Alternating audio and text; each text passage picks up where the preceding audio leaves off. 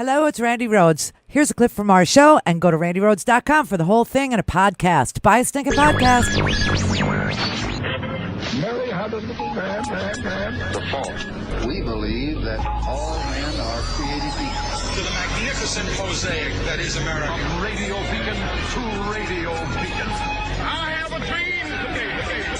Change has come to America. Believe me. Knock, knock. Who's there? It's a figment of your imagination. Randi Rhodes Show. Turn up your mind. What's impossible? The son of a bus driver becoming mayor of the capital city? Or that mayor standing up against the NRA so that guns couldn't be fired in city parks and winning? How about running for governor and being the most progressive Democrat who would invest $1 billion in education and create Medicare for all? Is it impossible to come from nothing, be outspent 10-1 and win? Share this, buy a TV ad, and prove the impossible. So that's Andrew Gillum's ad, and here is Ron DeSantis's ad, which has to be the creepiest ad in the history of ads. Everyone knows my husband, Ron DeSantis, is endorsed by President Trump, but he's also an amazing dad. Ron loves playing with the kids. Build the wall. He reads stories. Then Mr. Trump said, "You're fired." I love that part. He's teaching Madison to talk. Make America great again. People say Ron's all Trump, but he is so much more. Big league. So good. I just thought you should know. Ron DeSantis for governor.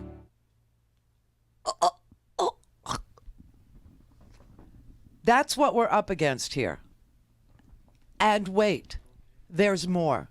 We got a black gubernatorial candidate who is young and progressive and has a platform that would benefit every single Floridian, honestly, except for the uber wealthy who will be asked to pay their fair share for once in this state, okay?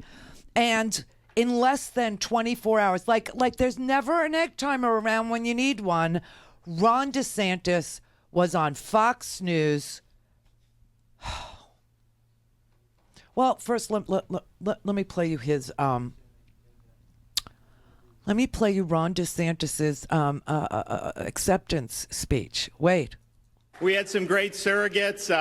Matt Gaetz was out on the road with us, raising a little hell now and then. We had people like Sean Hannity come down, Mark Levin, which is just phenomenal. Levin.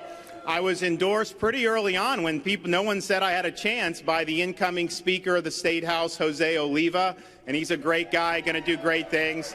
Endorsed by the sitting Congresswoman from Puerto Rico, my friend Jennifer Gonzalez.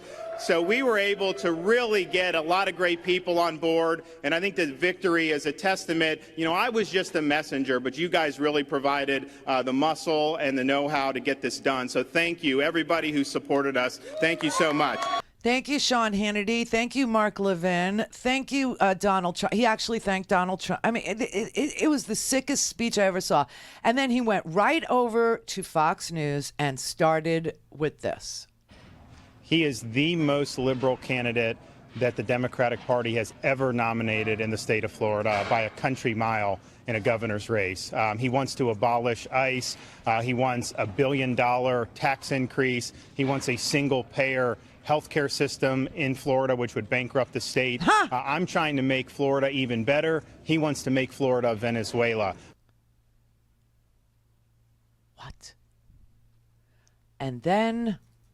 Well, look, I mean, Florida elections are always competitive. And, this is a guy who, although he's much too liberal for Florida, I think he's got huge problems with how he's governed Tallahassee. He is an articulate spokesman for those far left views, and he's a charismatic candidate. And, I watched those Democrat debates. None of that was my cup of tea. But, I mean, he performed better than the other people there. So we've got to work hard to make sure that we continue Florida going in a good direction. Let's build off the success we've had on Governor Scott. The last thing we need to do is to monkey this up by trying to embrace a socialist agenda. Did he really say that? Did he really start with he's an articulate man and finish up with monkey? Did he really freaking do that? I mean, is Fox News specifically designed to be able to transmit dog whistles? I mean, is there audio equipment specifically designed to do that? This is so sick and sad. The last thing we need to do is to monkey this up by trying to embrace a socialist agenda.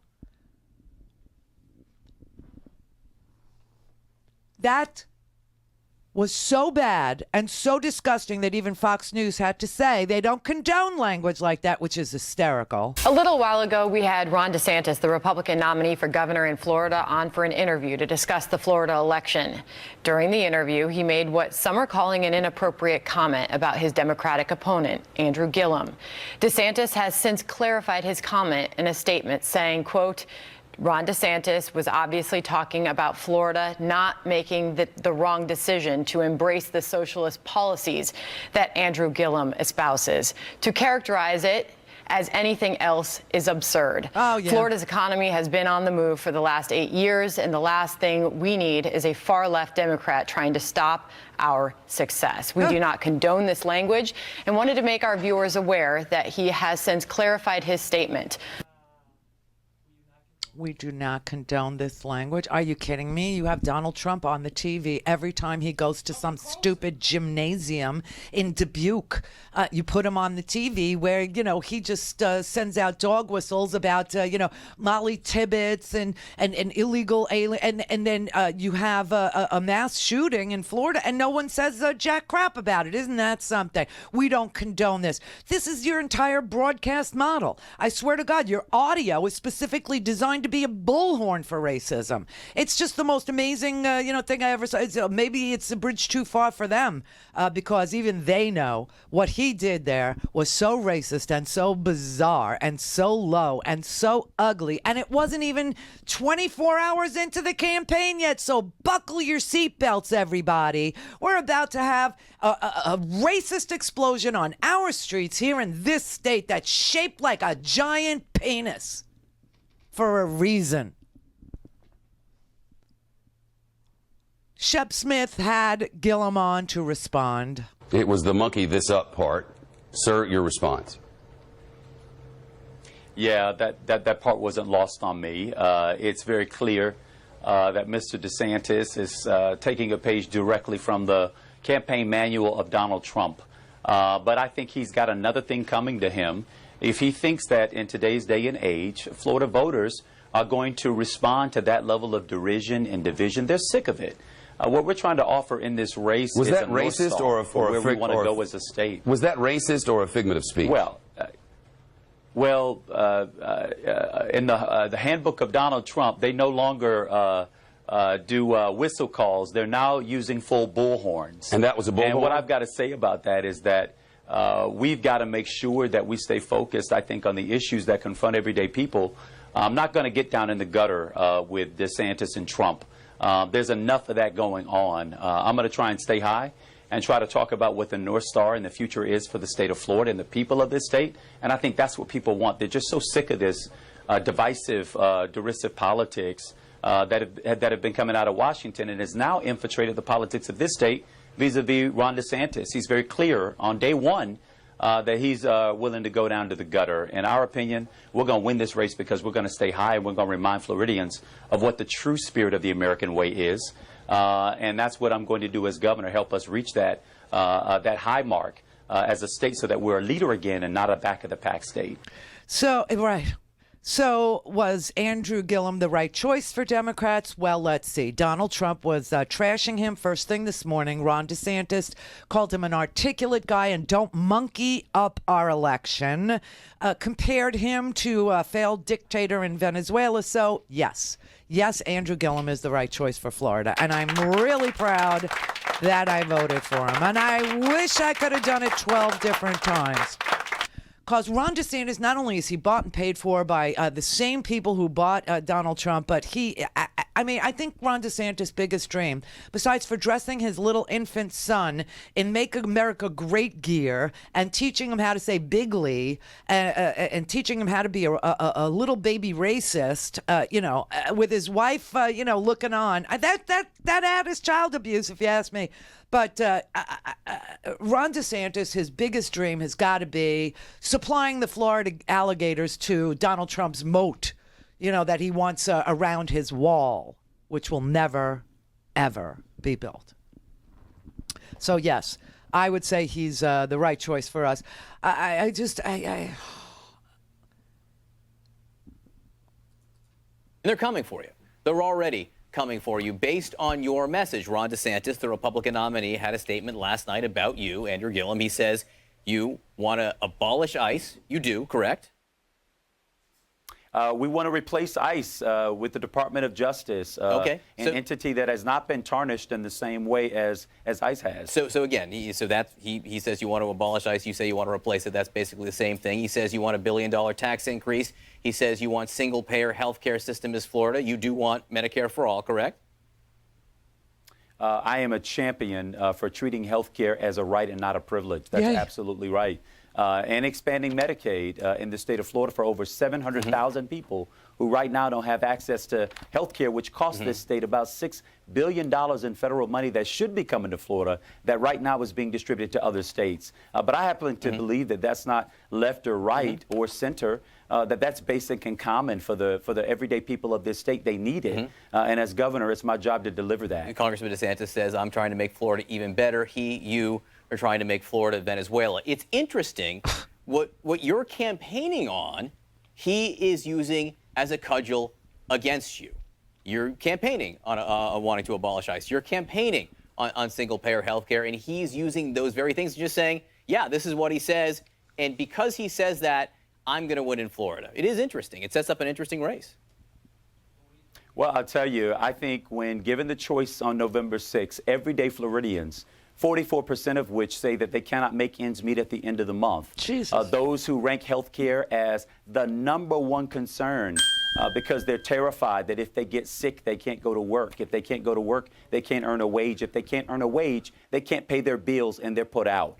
That's the everyday lived experience for far too many people. We've got to create an economy, again, in this state that works for more people. Low wage is not going to work for the future of Florida. Florida's future, its greatness depends on us tackling some of these problems that make us an attractive state to call home. Yeah, and I mean, when Ron DeSantis sits there and go, oh, Florida's doing great and we've been doing great for 8 years. What kind of number is that when almost half of the population in Florida are living paycheck to paycheck? What kind of result is that after $1 trillion tax cut to the wealthy, who then do almost an equal amount of stock buybacks, $1 trillion, and we're paying for them to buy back their own stock and enrich themselves. Making money is taxed less than our freaking work, than actual labor. And there is no wealth without labor. There is no wealth. Without labor, nothing gets produced. Without production, there's nothing to invest in. It starts with us, for God's sake. You got 44% of the state living paycheck to paycheck, and they don't know how they're going to make it, and this for them is good enough. You got 700,000, almost 1 million people in this state without any health insurance, that is sick. That is bizarre. Oh, but we can't do anything for them because that would disturb the very wealthy. That would disturb the investor class. That would disturb the Palm Beachers. That would disturb, bite me. This is unbelievable. So here is what we have here. We have Ron DeSantis, who is a Trump clone, versus Andrew Gillum. And unless you're from Florida, in which case it's Trump versus Bernie Sanders. That is what we have here. And already they're starting with, he's Venezuela and he's a monkey and he's this is it started like I said, never an egg timer around when you need one.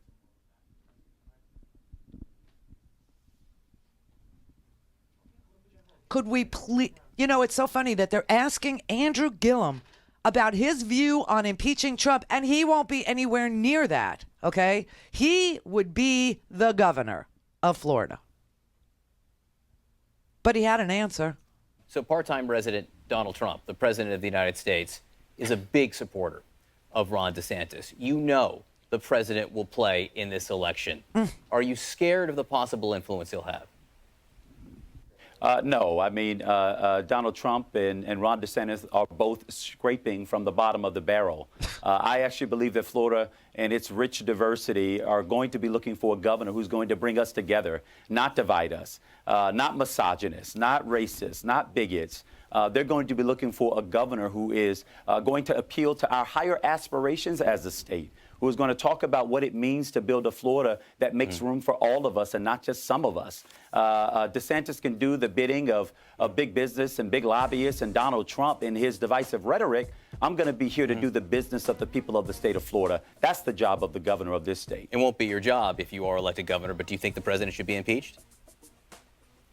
I absolutely do. I think he's already incriminated himself by interfering with the Department of Justice, firing Jim Comey, of whom I'm no fan of, but basically obstructing justice. And ever since that time, he has only driven deeper down a pretty dark hole, not only for himself, but for this country. Do you think Democrats should run on a platform of impeachment? No, I mean, I think Democrats ought to run on a platform of what we're going to do for the people of our state and for the people of this country. I'm not running on a platform of impeachment. I'm running on a platform that says we're going to create opportunity for everyday Floridians. And I think that's what's most important in what we're going to do in order to prevail on November 6th. I like them. I'm going to work so hard. I mean, we don't have that long to go. You could get involved now. Everybody could get involved now.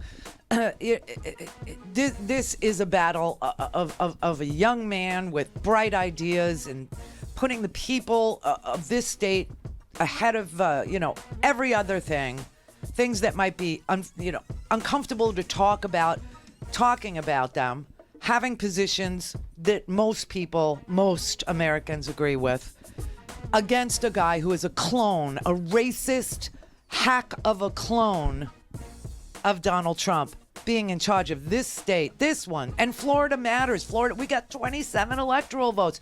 The way that our maps are designed. Arizona, you matter too. Georgia matters. The South needs to rise. The South needs to rise. I love Gillum's, his slogan is bring it home. Bring it home. This has to be a state you are proud to live in. Go to RandiRhodes.com for the whole thing and a podcast. Buy a stinking podcast.